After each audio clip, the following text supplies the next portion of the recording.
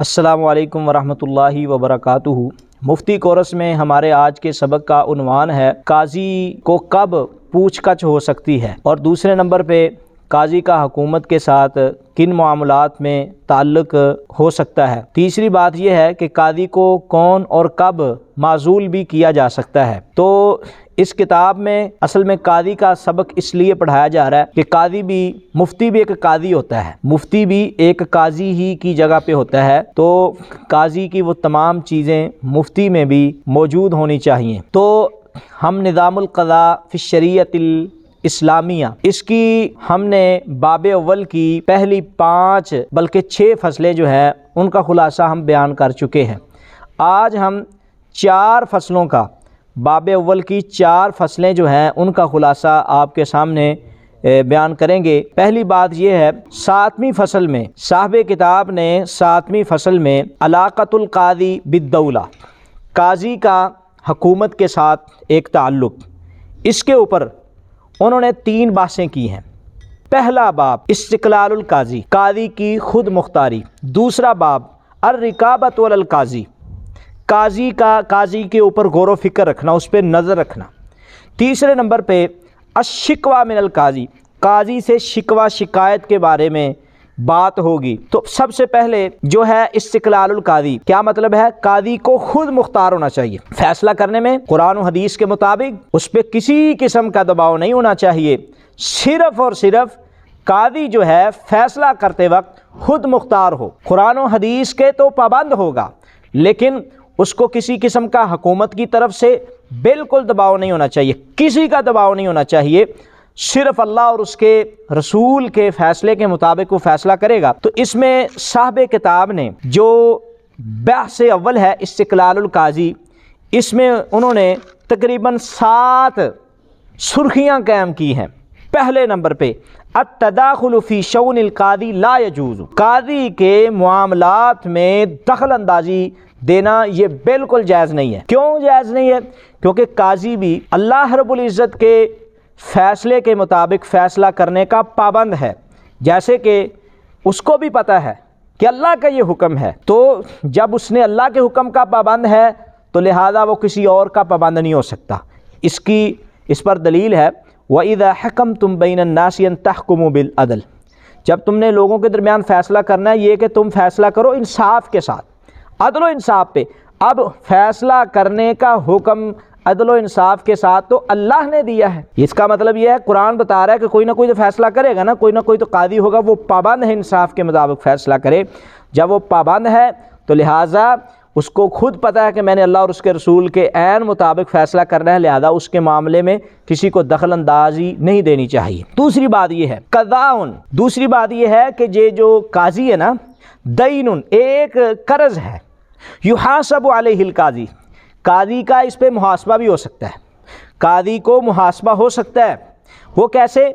یہ اگر دنیا میں فیصلہ صحیح نہیں کرے گا احادیث کے مطابق، کل قیامت والا دن ہوگا، اس کی پکڑ ہوگی، وہ اس چیز کا بھی پابند ہے، اس لیے اس کے معاملے میں دخل اندازی نہیں ہونی چاہیے۔ تو کیونکہ رسول اللہ صلی اللہ علیہ وآلہ وسلم کا ارشاد گرامی ہے سنن ابی داود میں، قاضی کے متعلقہ رسول اللہ صلی اللہ علیہ وسلم فرماتے ہیں القضاء ثلاثہ، قاضی 3 طرح کے ہوتے ہیں۔ قاضی مفتی کتنی طرح کے ہوتے ہیں؟ 3 طرح کے، واحد فی الجنہ و اثنان فی النار، ایک جنت میں جائے گا، 2 جہنم میں جائیں گے۔ فرمایا فاما الذی فی الجنہ، جو جنت میں جائے گا وہ کون ہے؟ فرجل، وہ قاضی ہے کہ عرف الحق فقضى بہ، جس نے حق کو پہچانا اور اسی کے مطابق جو ہے اس نے فیصلہ کر دیا، وہ جنت میں جائے گا۔ جہنم میں کون جائے گا؟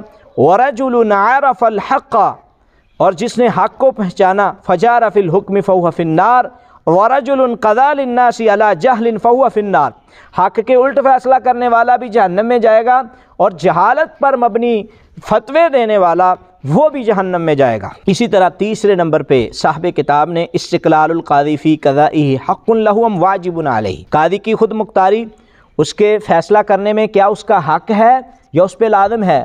اس کا حق بھی ہے اور اس پہ لازم بھی ہے، دونوں چیزیں ہیں، وہ حق سمجھے کہ اب میں، وہ لازم سمجھے کہ یہ حق تو اللہ کی طرف سے ہے، مجھے وہ اللہ کے مطابق ہی میں نے فیصلہ کرنا ہے، اور اس پہ واجب ہے کہ قرآن و حدیث کے مطابق وہ فیصلہ کرے۔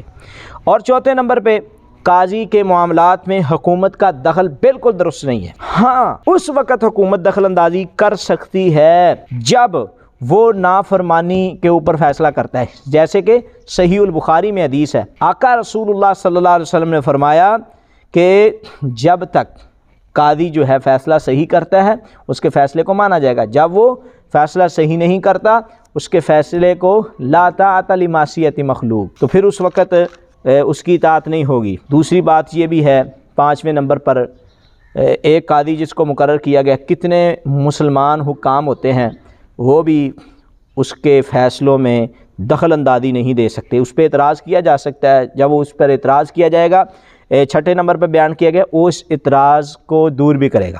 اور 7ویں نمبر پر یہ بات بیان کی گئی ہے کہ قاضی جو ہے اس کو خود مختاری ہے، لیکن اس کے جو فیصلے ہیں اس کو بیان کرنے میں اس کو روک ٹوک نہیں ہونی چاہیے۔ تو دوسری بات ہے الرقابۃ علی القاضی، قاضی کے اوپر جانچ پڑتال رکھنا، اس پر نظر رکھنا، اس کے فیصلوں پہ نظر رکھنا۔ تو قاضی کے معاملات میں نظر رکھنا، اس میں کسی قسم کا کوئی حرج نہیں ہے۔ کس پر واجب ہے کہ اس پہ نظر رکھے؟ من واجب الخلیفۃ ان یراقب القاضی، قاضی کے معاملات میں غور و فکر کرنا، اس پہ نظر رکھنا، یہ خلیفہ کی ذمہ داری ہے۔ کیوں ہے؟ کیونکہ قاضی خلیفہ کا نائب ہوتا ہے۔ صاحب کتاب کہتے ہیں قاضی خلیفہ کا نائب ہوتا ہے، تو لہذا اس کو چاہیے کہ اس پہ نظر رکھے۔ اب سوال ہے، صاحب کتاب نے ایک سوال کا جواب بھی دیا ہے۔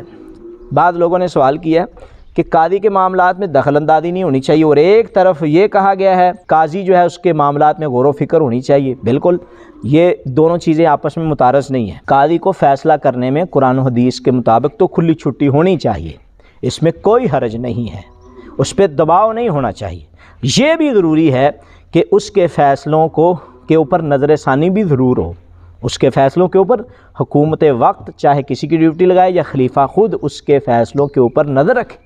ہاں، اگر وہ فیصلے صحیح کرتا جا رہا ہے تو کوئی مسئلہ نہیں ہے۔ تو یہ دونوں چیزیں ایک دوسرے کے الٹ نہیں ہیں۔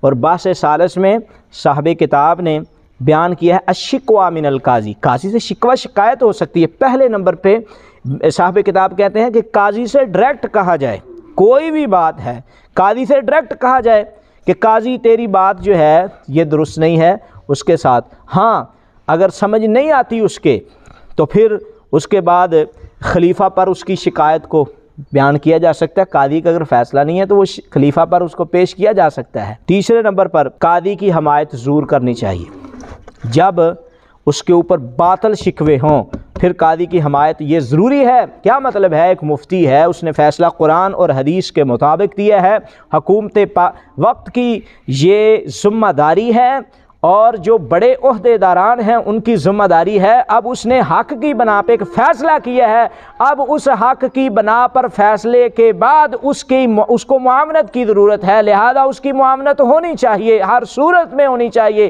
اس کی معاونت کی جائے گی، ہر صورت میں اس کی معاونت جو ہے ضروری ہے۔ اگر اس کی معاونت نہیں کرو گے تو جن کے مخالف فیصلہ گیا ہے وہ قاضی کے اوپر حملہ بھی کر سکتے ہیں، قاضی کو دخل اندازی بھی دے سکتے ہیں۔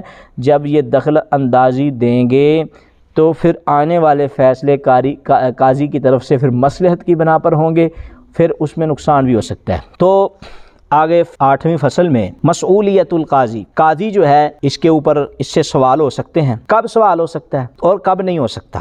پہلی بات یہ ہے لا مسئولیت، کوئی سوال نہیں کرنا چاہیے قاضی سے اس کے فیصلوں کے بارے میں۔ چھوٹی موٹی اجتہادی اگر اس سے غلطی ہو، اس کے پاس اگر اس کے دلائل نقل ہوں، پھر اس کے معاملات میں بھی دخل اندازی سوال نہیں ہونا چاہیے۔ صاحب کتاب نے کہا المسئولیت فی الخطأ الفاحش، اگر فوش غلطی ہے اس کی تو پھر اس سے سوال ہونا چاہیے، پوچھ گچھ ہونا چاہیے۔ ہاں، تیسرے نمبر پہ اگر وہ جان بوجھ کے غلط فیصلہ کرتا ہے قاضی تو پھر اس کو سزا بھی دی جا سکتی ہے۔ اور 9ویں فصل میں انتہا ولایت القاضی، یعنی قاضی کو ختم کر دینا، اس کو معزول کر دینا۔ کیا قاضی کو معزول کیا جا سکتا ہے؟ بالکل کیا جا سکتا ہے۔ کیوں کیا جا سکتا ہے؟ بڑھاپے کی وجہ سے بھی کیا جا سکتا ہے، اس کے غلط فیصلوں کی وجہ سے بھی کیا جا سکتا ہے۔ تیسرے نمبر پہ کسی مصلحت کی بنا پہ بھی قاضی کو معزول کیا جا سکتا ہے۔ صاحب کتاب نے ایک سوال درج کیا ہے کتاب میں، کیا خلیفہ کون معزول کرے گا قاضی کو؟ قاضی کو معزول خلیفہ کرے گا، کوئی اور نہیں کر سکتا۔ اس کے بارے میں اختلاف ہے، دو رائے بیان کی ہیں۔ ایک رائے یہ ہے کہ قاضی کو معزول کیا جا سکتا ہے، ایک علماء کا یہ قول ہے، دوسرے کہتے ہیں معزول نہیں کیا جا سکتا، جیسے شافعیہ کہتے ہیں اور حنابلہ کہتے ہیں۔ راجح بات کیا ہے؟ دونوں نے اپنے اپنے دلائل پیش کیے ہیں، تو راجح بات یہ ہے کہ خلیفہ جو ہے وہ امیر ہے، وہ کسی بھی وجہ سے، کوئی شرعی وجہ سے قاضی کو معزول کرنے کا حق رکھتا ہے، وہ قاضی کو معزول کر سکتا ہے۔